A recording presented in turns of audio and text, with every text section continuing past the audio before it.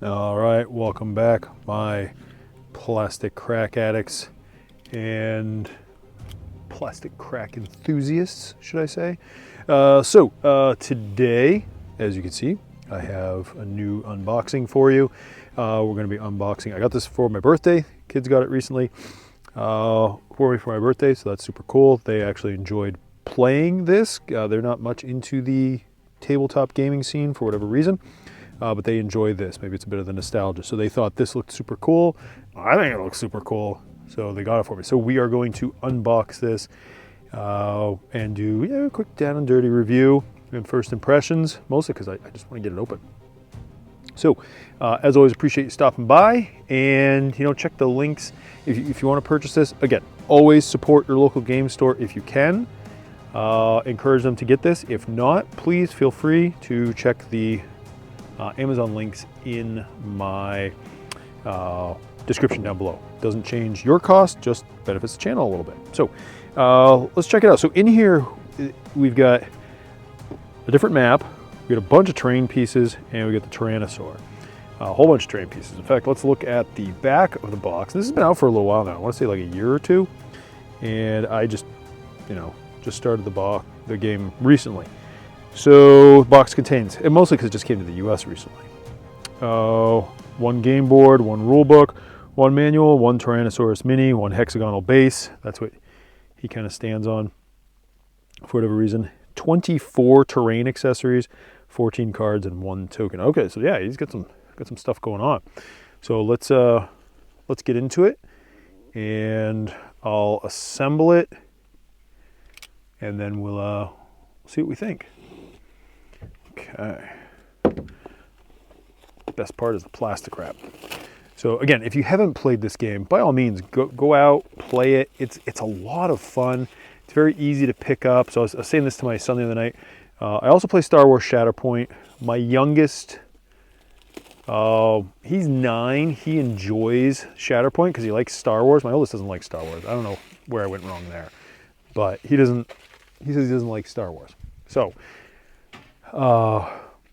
yeah, so I tried teaching him Shatterpoint, but the barrier to entry is a little bit higher because you have to learn, okay, what all the different dice do, what all these things do, right? So it's almost like it has its own language. This is a little more simplistic in that sense. You're not having to learn a whole new language, so to speak, which is cool. So it's a lot easier to just get into and start playing right away. Okay. Oh, and you'll notice over here, I finally finished assembling my dice tower. I have kind of a love-hate relationship with it. I'm going to do a review on that soon, so you'll see that. I'll comment on that more later, as it were. All right, so the dinosaur comes in orange. That's interesting. So if you decide not to paint him, he's a nice orangey color, which is kind of cool. Here's this hexagonal base. Here's the cards. We'll get into those in a minute and what they do. And as always, heavy duty, right? And I like that for terrain pieces. I don't want terrain pieces that are always going to be falling over and be knocking over.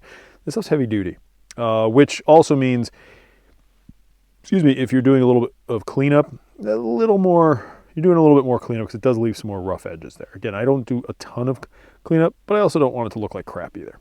So we've got those pieces. We got another thing of terrain. I like the lava. We've got the, you can see this more on the box art. Where's my light? Apparently my light's not turned up enough. Let's crank that puppy up so you can get some more light here. There we go. So you've got like dinosaur bones, lava pouring. I don't know how I'm going to paint the lava. Again, I'm not the biggest painter in the world, as I've said probably a million times before. And I've got a bunch of, you got some nice flat terrain, so like swampy terrain. Okay, that should be interesting. And then, of course, you've got, that separates it. Oh, we got a rule book in here.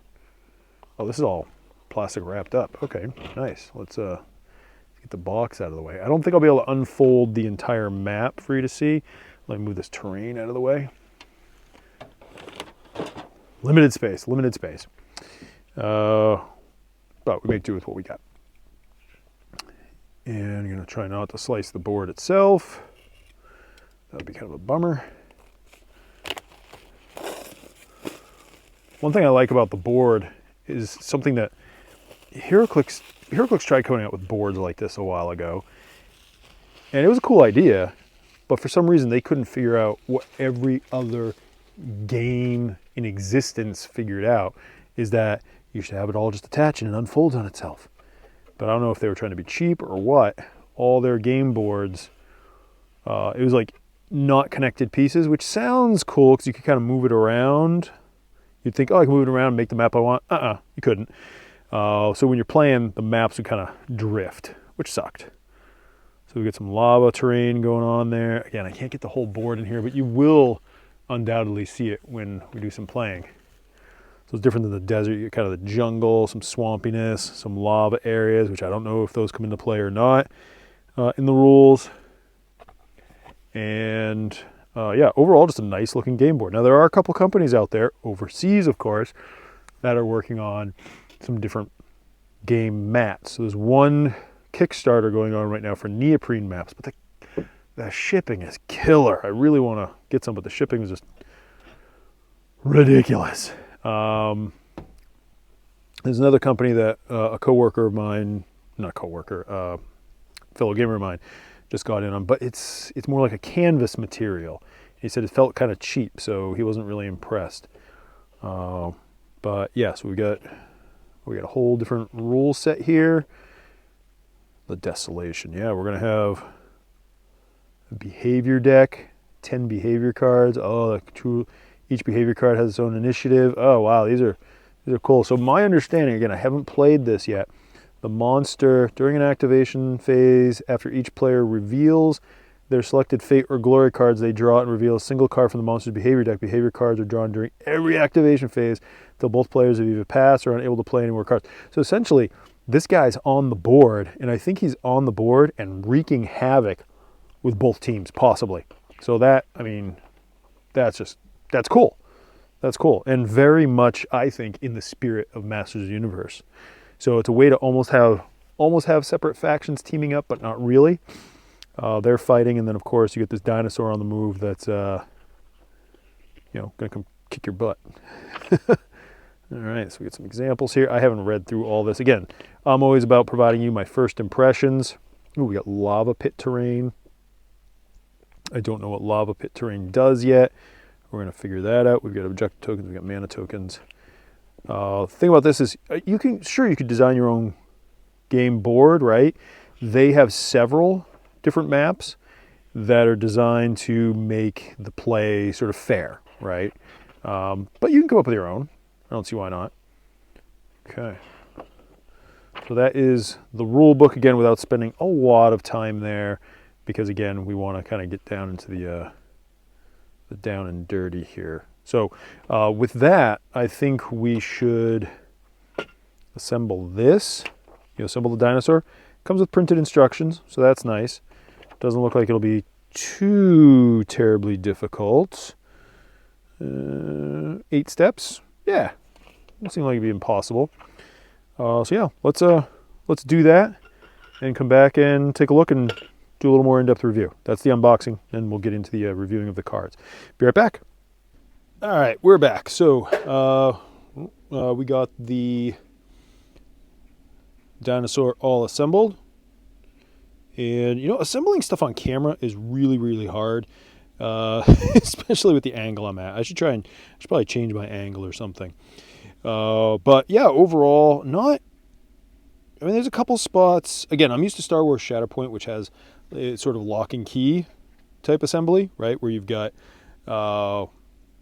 things that go into things so you know that you've got it in the right spot, generally. Not everything, but generally. That's really the first minis game I've ever assembled. This one is a little different, right? Some that sort of fits together, and you kind of have to hold it together, as it were. Overall, again, it wasn't difficult to put together, but yeah, it looks so cool. Looks so cool. And he's orange, and he's probably going to be orange for a while because it takes me forever to get to my painting. Again, I'm not. Painting is still fairly new for me. I'm way behind on just about all of it. But overall, looks cool. Has this cool orange base. And we like it. So we're gonna stick with that for now. I can't wait to assemble King Hiss and the Tyrannosaur. But again, I'm gonna come up with a different camera, not a different camera setup, but just angle. I think that'd be helpful. But again, we digress. So what we want to check out is what we've got here, and let's check it out. Also, I read the rule book a little bit while I was paused there, and there's some cool scenarios in there. I'll kind of dig into it in a moment. So you get one token in the set, in this pack, which is the dinosaur token or the Tyrannosaur token. You get his armor, reinforced limbs, attacks of opportunity against Tyrannosaurus, Tyrantosaurus, like tyrant, Tyrantosaurus, have their scope decreased by 1. Whew. Wow. So he's going to be pretty tough. So essentially what you do is you have these different, obviously, well, I'll come back to those. You have obviously his character card, right? And you say, wow, he's got 12 defense. Well, if you play certain scenarios, that's doubled. Okay, so he has 12 life. Closest ready enemy from the last activated force gains this. Character with that, the dinosaur token cannot perform a move action. Oh, so you're stuck. Sick. And until the next activation, Tyrantosaurus ignores 1 damage from every attack. That's also pretty sick. Excuse the mess here. I actually did some sanding on these. And then we have his weapon cards, right? We have his close weapon, which is his tail, which makes sense. This weapon affects all characters engaged with Tyrantosaurus, -1 die for every engaged character to a maximum of 3. So basically he'll roll fewer dice on that. Okay. Wow, 3 hits, you get 2 damage, and you push the target 2 hexes. So, I mean, he's not coming in and one-shotting your characters away, but he's coming in and doing some damage. And then we have his Tyrantosaurus Blaster, which has a range of 16. Holy crap. It cannot use a focus, and its scope cannot be modified. Gain +1 die for every 5 inches between Tyrantosaurus and the target. So he gets extra dice for being further away. Oh my gosh. Okay, so if you get 2 successes, you do a heart damage and blind. Nice. It's just not kind at all. So he's a bit of a beast. So essentially what you do, there's a few different scenarios in this book which are kind of cool. I won't necessarily go through all of them, but for the most part, if you're playing a 2-player game, if I'm reading this correctly, whether co-op or against one another, each turn somebody draws a card. Okay, and he has his initiative numbers as well, so that's going to dictate when he gets to go. Okay, so whether he goes first or what. And he always, if he's attacking, so basically you draw the card, all right, move, focus, attack. You're going to see a lot of these are move, focus, attack. Move, focus, skill 1. So skill 1 would be that one. And at the end of the activation, gain an objective. Okay. No additional effect. I guess you always do the additional effect first. But essentially, you do these things. So player 1, it's your turn. It's your turn during each activation. So during each person's activation, they draw one of these. And if you use them all up, you reshuffle them and you do it again. Keep using them. And essentially, if he's going to attack, he attacks the most recently activated character. So he's just coming in and wreaking havoc. And that, honestly, to me, is beautiful. I love a little bit of chaos. If you've ever watched me play or heard me talk about HeroClix at all. So basically, you've got solo play, where you can play your force and hunt down the Tyrannosaurus. You've got co-op, so you combine your forces against the beast, and your opponent's team is treated as allies, not enemies. So you're not playing against each other. But his health is doubled. Okay, his health gets doubled from 12 to 24, so that's pretty crazy. And you get semi-co-op, so 2 forces are preparing for epic combat, but they have no idea that the third party is lurking around. So essentially, semi-co-op, I see that sort of as like a normal game, but he's in here ready to kick your butt. And also, the setup's a little bit different. I forget if you're doing... Oh, I guess so. What I was going to say is, I thought maybe you had to use a smaller point team, but I guess not. A couple of these scenarios you did. I think in the co-op, you did. I thought you formed smaller teams.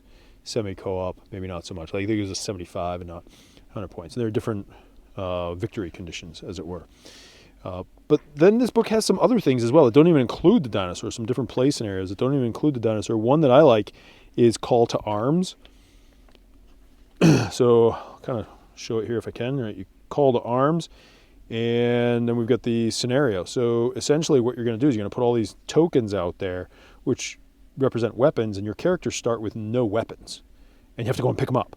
And the cool thing is you can, normally legendary weapons, weapons that are meant, only for a particular character, like He-Man's power sword, aren't stuck like that. So you can use them as, anybody can use them. So Skeletor can pick up the power sword. And that's pretty cool, I think.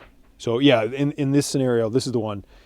Chosen characters, the total cost of the chosen characters cannot exceed 75 points, which makes sense because you don't have any armor, you don't have any weapons. And that's just cool. I like it. So they got a few different scenarios in here. I'm excited to play some of these. And in my opinion, this really cool thing about this game is it's not always, hey, we're not just always going in beating each other up. We've got different scenarios we can play and try to win. So I'm excited for this game. How about you? Are you excited for this game? Well, you should be. If you're a MOTU fan, is it worth picking up? It's worth picking up, honestly, just for the minis.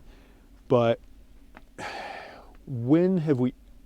I'm thinking back. I've been a He-Man fan for way too long. So I'm not going to, don't want to tell you how old I am exactly. But you get the idea.